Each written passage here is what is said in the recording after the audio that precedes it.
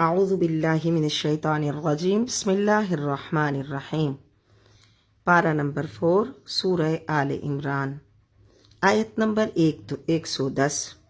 کنتم ہو تم خیر امتن بہترین امت اخرجت ظاہر کی گئی ہے للناس یہ لوگوں کی ہدایت و بھلائی کے لیے، تأمرون تم حکم دیتے ہو بالمعروف نیکی کا، وتنہون اور روکتے ہو عن المنکر برائی سے، وتؤمنون باللہ اور اللہ پر ایمان رکھتے ہو۔ حضور اقدس صلی اللہ علیہ وسلم کی امت کو خیر الامم کے جلیل القدر لقب سے سرفراز کیا جا رہا ہے کہ جتنی بھی امتیں آج تک آئیں ان میں تم سب سے بہتر ہو، کیونکہ تمہاری زندگی کا مقصد بڑا پاکیزہ بہت بلند ہے، کیونکہ تمہاری زندگی کا مقصد حق کا بول بالا کرنا، ہدایت کی روشنی پھیلانا، گمراہی کی ظلمت کو کافور کرنا ہے۔ تم نے اس فریضے کو ہمت خلوص اور سرفروشی سے انجام دینا ہے۔ وَلَوْ آمَنَا اور اگر ایمان لاتے اہل الکتابی اہل کتاب، لَكَانَ خَيْرًا لَهُمْ تو یہ بہتر ہوتا ان کے لیے، کیونکہ یہود و نصارہ کو یہ خوف تھا کہ اگر انہوں نے اسلام قبول کر لیا تو ان کی جو سیادت ہے، سرداری ہے، وہ ختم ہو جائے گی اور مالی لحاظ سے انہیں سخت نقصان اٹھانا پڑے گا، اس لیے جاننے پہچانے کے باوجود وہ انکار کرتی رہے۔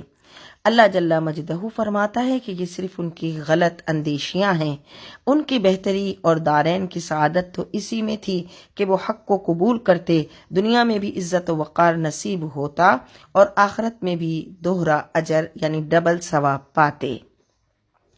منہم المؤمنون بعض ان میں سے مومن ہیں، واکثرهم الفاسقون اور زیادہ ان میں سے نافرمان ہیں۔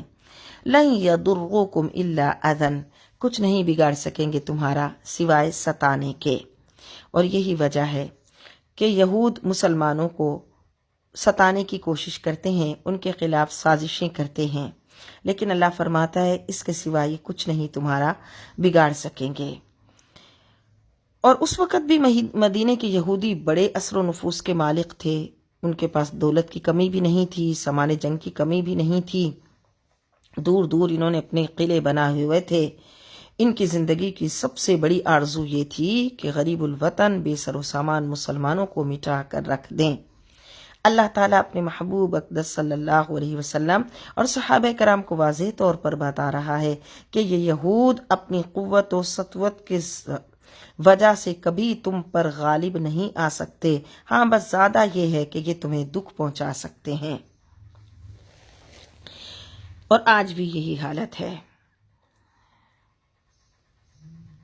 وَإِن يُقَاتِلُوكُمْ يُوَلُّوكُمُ الْأَدْبَارَ اگر لڑیں گے تمہارے ساتھ تو پھیر دیں گے تمہاری طرف اپنی پیٹھیں، یعنی بھاگ جائیں گے۔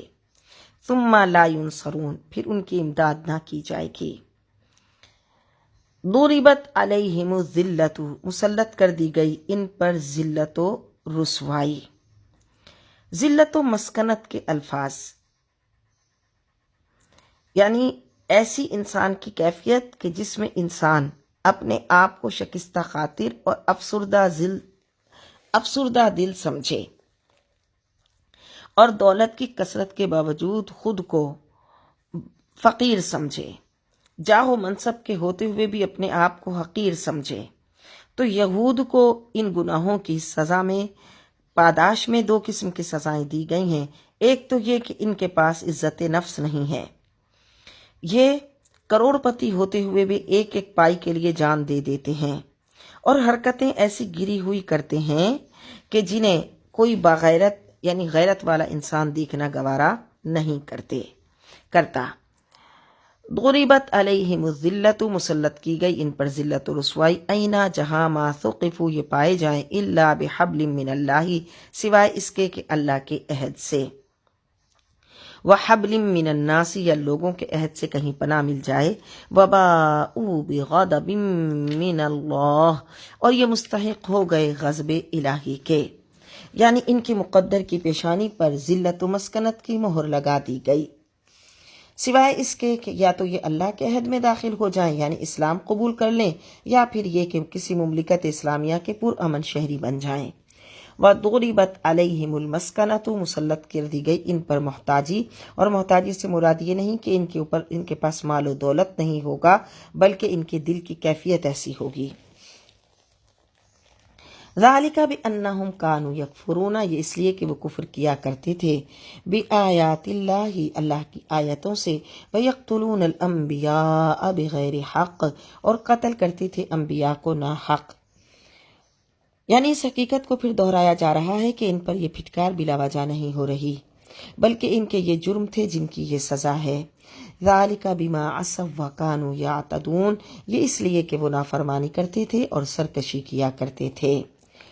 لیسوا سواء، سب برابر نہیں، من اہل الکتابی، اہل کتاب میں سے، امت قائمۃ، ایک گروہ ان میں سے حق پر قائم ہے، جو بڑی خوبیوں کے مالک ہیں لیکن ان کی تعداد بہت قلیل ہے، اور وہ اللہ کے محبوب صلی اللہ علیہ وسلم پر ایمان لائے ہیں۔ یتلون آیات اللہ، یہ تلاوت کرتے ہیں اللہ کی آیتوں کی، آناء اللیل، رات کے اوقات میں، وہم یسجدون، اور سجدے کرتے ہیں۔ یؤمنون باللہ، ایمان رکھتے ہیں اللہ پر، والیوم الآخر، اور روز آخرت پر، ویأمرون بالمعروف، اور حکم دیتے ہیں بھلائی کا، وینہون عن المنکر، اور منع کرتے ہیں برائی سے، ویسارعون فی الخیرات، اور جلدی کرتے ہیں نیکیوں میں، وأولئک من الصالحین، اور یہی لوگ نیکوکاروں میں سے ہیں۔ وما یفعلوا، اور جو یہ کریں گے، من خیر، نیک کاموں میں سے، فلن یکفروہ، تو ہرگز نہیں انکار کیا جائے گا اس کے خیر کا، واللہ علیم بالمتقین، اور اللہ جاننے والا ہے پرہیزگاروں کو۔ ان الذین کفروا، بے شک جن لوگوں نے کفر اختیار کیا، لن تغنی عنہم، ہرگز نہیں بچا سکیں گے انہیں، اموالہم، ان کے مال، ولا اولادہم، اور نہ ان کی اولاد، من اللہ شیئا، اللہ کے عذاب سے ذرہ بھر، وَأُولَٰئِكَ أَصْحَابُ النَّارِ، اور وہ دوزخی ہیں، ہم فیہا خالدون، اور وہ اس میں ہمیشہ رہیں گے۔ مثل ما ينفقون فی هذه الحیات الدنیا، مثال اس کی جو خرچ کرتے ہیں دنیا کی زندگی میں، کمثل ریح، ایسی ہوا کی طرح، فیہا سر، جس میں سخت ٹھنڈک ہو، اصابت حرث قوم، اور لگے وہ ایک قوم کے کھیت کو، ظلموا انفسہم، جنہوں نے ظلم کیا اپنے نفسوں پر، فاہلکتہ، پھر فنا کر دے اس کھیت کو۔ جلا دینے والی سخت ٹھنڈک کو سر کہتے ہیں، یعنی ایمان لائے بغیر ریا اور نمائش کے اپنا یعنی روپیہ خرچ کرتے ہیں، تو یہ ان کی مثال ہے۔ وما ظلمہم اللہ، نہیں ظلم کیا ان پر اللہ نے، ولکن انفسہم یظلمون، لیکن وہ خود ہی اپنی جانوں پر ظلم کرتے ہیں۔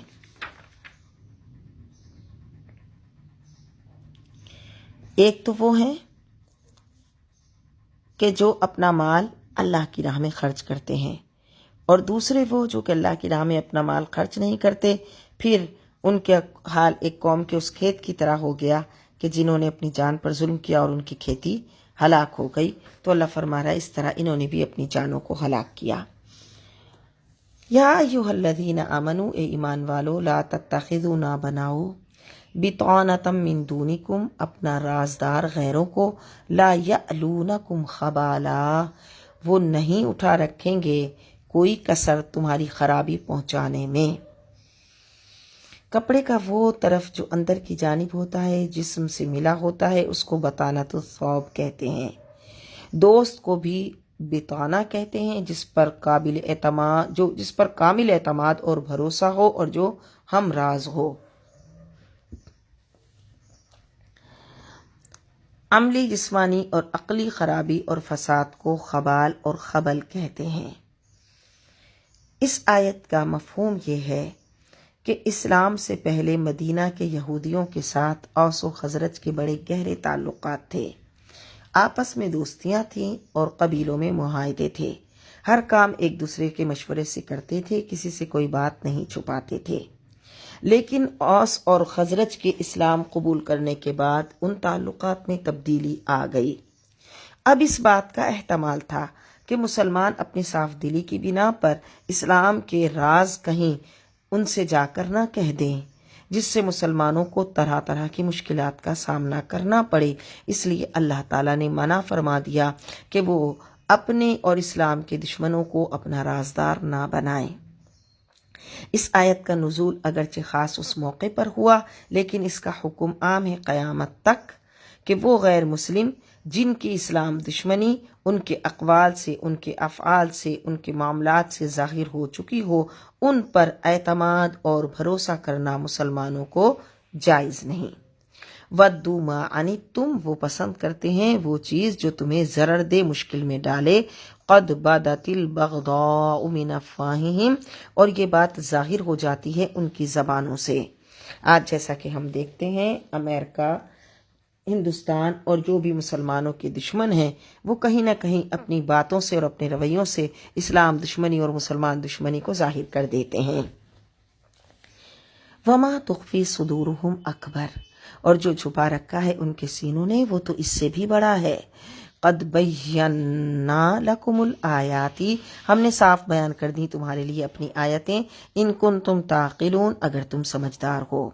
ہا انتم اولائی تحبونہم، سنو تم تو وہ پاک دل ہو کہ محبت کرتے ہو ان سے، ولا یحبونکم، اور وہ محبت نہیں کرتے تم سے، وتؤمنون بالکتاب کلہ، کیونکہ تم تو مانتے ہو سب کتابوں کو، تم تو سب کتابوں پر ایمان لاتے ہو، لیکن وہ تمہارے نبی پر ایمان نہیں لاتے، وہ دل کے اندر حسد رکھتے ہیں تمہارے متعلق اور تمہاری ترقی اور اسلام کی کامیابی سے جلتے ہیں۔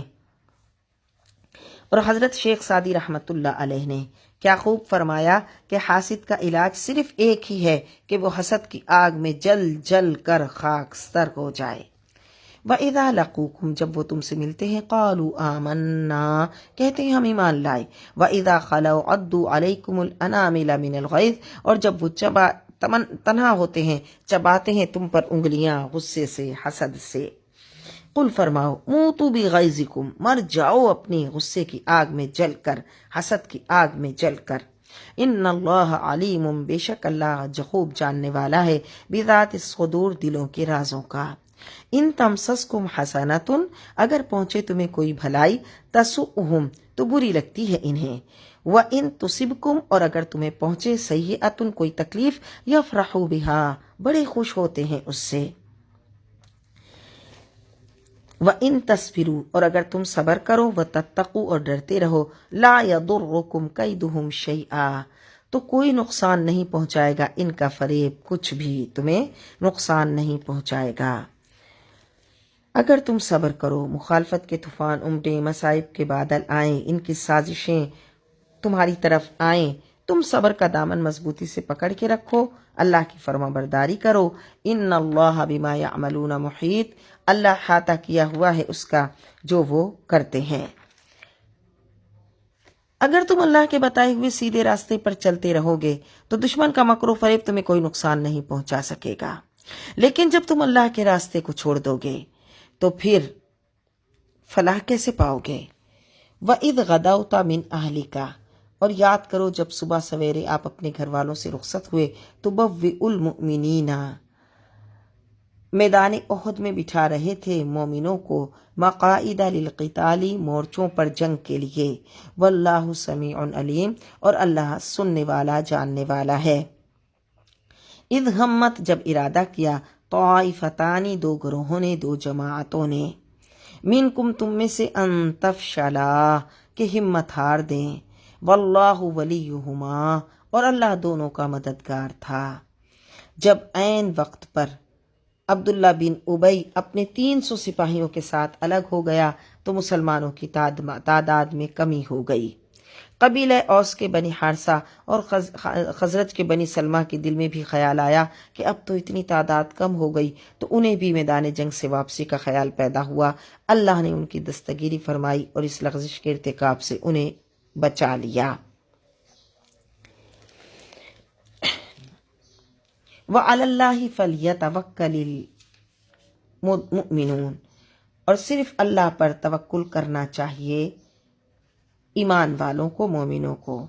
اللہ پر کامل بھروسہ اور یقین محکم یہ ہے کہ اس کا حکم اٹل ہے۔ ہاں، حضور اقدس صلی اللہ علیہ وسلم کی سنت پر عمل کرنے کے لیے ضروری اسباب کی مہیا کرنے میں پوری جد و جہد کرنے اور پھر اللہ پر بھروسہ کرنے کو توکل کہتے ہیں۔ وَلَقَدْ اور بے شک نصرکم اللہ بے شک اللہ نے مدد کی تھی تمہاری بِبَدْرٍ میدان بدر میں وَأَنْتُمْ أَذِلَّةٌ اور تم کمزور تھے۔ فَاتَّقُوا اللَّهَ لَعَلَّكُمْ تَشْكُرُونَ پس تم ڈرتے رہو اللہ سے تاکہ تم اس کا شکر ادا کرو۔ مدینہ طیبہ سے تقریباً 20 میل کے فاصلے پر ایک کنواں ہے جس کا نام بدر ہے۔ اس مقام پر اسلام اور کفر کی پہلی ٹکر ہوئی۔ ہجرت کا دوسرا سال تھا، جمعہ کا دن اور رمضان المبارک کی 17 تاریخ تھی۔ مسلمانوں کی تعداد 313 تھی، کفار کا لشکر 1000 کے قریب تھا۔ جب لشکر آمنے سامنے ہوئے، اللہ کے محبوب نے طلب نصرت کے لیے بارگاہ الہی میں ہاتھ پھیلائے اور ایسی یکسوئی سے اور ایسی انکساری سے اور ایسی گریہ وزاری سے رب کی بارگاہ میں دعا مانگی۔ محویت کا یہ عالم تھا کہ کاندھے مبارک سے چادر گر پڑی۔ حضرت صدیق اکبر نے پیچھے سے اپنے آقا کو گلے لگایا اور عرض کی، یا رسول اللہ، اللہ ضرور اپنا وعدہ فرمائے گا۔ اور اب ادب و نیاز میں ڈوبی ہوئی دعا قبول ہوئی اور دنیا نے پھر دیکھا کہ بدر کے میدان میں کفار کو کیسی شکست ہوئی۔ اذ تقول للمؤمنین جب آپ فرما رہے تھے مومنوں سے، اپنی قلت و بے سر و سامانی کے باوجود آپ مسلمانوں سے فرما رہے تھے کہ اللہ کی مدد آئے گی۔ الن یکفیکم کیا تمہیں یہ کافی نہیں، ان یمدکم کہ تمہاری مدد فرمائے، ربکم تمہارا رب بثلاثۃ آلاف من الملائکۃ 3000 فرشتوں سے منزلین جو اتارے گئے ہیں۔ بلا ہاں کافی ہے، ان تصبروا اگر تم صبر کرو، وتتقوا اور تقوی اختیار کرو، ویأتوکم من فورہم اور کفار آئیں تم پر تیزی سے، ھذا یمددکم تو وہ اس وقت مدد کرے گا تمہاری، ربکم تمہارا رب بخمسۃ آلاف من الملائکۃ مصومین نشان والے 5000 فرشتوں سے۔ وما جعلہ اللہ الا بشرا نہیں بنایا ان کے اترنے کو اللہ نے مگر خوشخبری، لکم تمہارے لیے، وَلِتَطْمَئِنَّ قُلُوبُكُمْ بِهِ تاکہ مطمئن ہو جائیں اور تاکہ مطمئن ہو جائیں تمہارے دل اس سے۔ وَمَن نَّصْرُ إِلَّا مِنْ عِنْدِ اللَّهِ حقیقت تو یہ ہے کہ مدد نہیں مگر اللہ کی طرف سے، حقیقت میں مدد اللہ ہی کی طرف سے ہے، العزیز الحکیم جو سب پر غالب حکمت والا ہے۔ یعنی ملائکہ کا نزول کامیابی کے دیگر اسباب کی طرح ایک سبب ہے کہ اللہ نے تمہارے دلوں کو حوصلہ دینے کے لیے، ٹھنڈک دینے کے لیے یہ فرشتے اتارے۔ اس وقت حضور اقدس صلی اللہ علیہ وسلم نے جب دیکھا کہ کفار کی بہت بڑی کمک آ رہی ہے تو اللہ کے محبوب صلی اللہ علیہ وسلم نے فرمایا 3000 فرشتے آسمان سے اتر رہے ہیں، اور پھر اگر تم نے صبر اور تقوی اختیار کر کے رکھا تو یہ تعداد بڑھا کر 5000 کر دی جائے گی۔ حضور کے اس فرمانے سے صحابہ کے حوصلے بلند ہو گئے۔ فرشتوں کی آمد کس لیے تھی؟ اکثر علماء فرماتے ہیں کہ انہوں نے بالفعل خود جنگ میں حصہ لیا، یعنی جنگ کی، اور بعض کی رائے یہ ہے کہ ان کے آنے سے مسلمانوں کو روحانی قوت مل گئی، ان کے حوصلے بڑھ گئے اور انہوں نے جم کر لڑنا شروع کر دیا۔ تو پتہ چلا کہ ملائکہ کا نزول کامیابی کے دیگر اسباب کی طرح ایک سبب ہے، حقیقت میں کامرانی اور کامیابی بخشنے والا اللہ رب العالمین ہے۔ اس میں یہ سبق دیا گیا کہ اعتماد اور توکل اللہ کی ذات پر ہونا چاہیے، کیونکہ وہی فاعل حقیقی ہے، ہر چیز اس کے دستے قدرت میں ہے۔ لِيَقْطَعَ طَرَفًا مِّنَ الَّذِينَ كَفَرُوا یہ مدد اس لیے تھی تاکہ کاٹ دے ایک حصہ کافروں سے، او یکبتہم فینقلبوا خائبین یا ہلاک کر دے ان کو اور وہ واپس لوٹ جائیں نامراد ہو کر۔ لیس لک من الامر نہیں ہے آپ کا اس معاملے میں شیئن کوئی دخل، او یتوب علیہم چاہے تو اللہ ان کی توبہ قبول فرمائے، او یعذبہم اور چاہے تو انہیں عذاب دے، فإنہم ظالمون بے شک وہ ظالم ہیں۔ احد کے دن جب حضور علیہ الصلوۃ والسلام کے دندان مبارک شہید کیے گئے، رخ انور زخمی کیا گیا، تو حضور نے فرمایا وہ قوم کیسے نجات پا سکتی ہے جس نے اپنے نبی کو زخمی کیا اور دانت شہید کیے، جو انہیں اللہ کی طرف بلاتا ہے تو اس وقت یہ آیات نازل ہوئیں، یعنی حضور نے ان لوگوں کے حق میں بد دعا کرنے کے لیے اللہ سے اجازت طلب کی تو یہ آیت نازل ہوئی کہ محبوب آپ تو رحمت للعالمین ہیں، ممکن ہے ان میں سے کئی لوگ مسلمان ہو جائیں اور اللہ ان کی توبہ قبول فرمائے۔ وَلِلَّهِ اور اللہ ہی کا ہے مَا فِي السَّمَاوَاتِ وَمَا فِي الْأَرْضِ جو کچھ آسمانوں میں ہے اور جو کچھ زمین میں ہے، يَغْفِرُ لِمَن يَشَاءُ بخش دیتا ہے جسے چاہتا ہے، وَيُعَذِّبُ مَن يَشَاءُ اور سزا دیتا ہے جسے چاہتا ہے، وَاللَّهُ غَفُورٌ رَحِيمٌ اور اللہ بخشنے والا رحم فرمانے والا ہے۔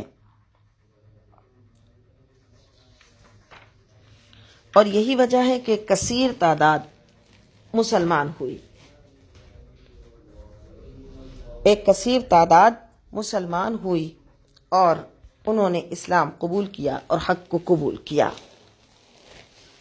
حضرت فاروق اعظم رضی اللہ تعالیٰ عنہ کے یہ کلمات کتنے حقیقت افروز ہیں کہ اے اللہ کے پیارے رسول، میرے ماں باپ حضور پر قربان ہوں۔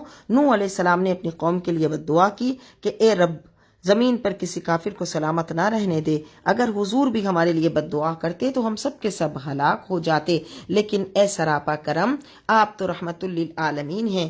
آپ کی پشت پاک پر قدم رکھے گئے، رخ پرنور کو زخمی کیا گیا، دندان مبارک کو شہید کیا گیا، اس کے باوجود آپ نے دعائے خیر ہی فرمائی اور یہی عرض کی کہ اے میرے رب، میری قوم بے علمی سے یہ کر رہی ہے، تو اس کو معاف فرما دے۔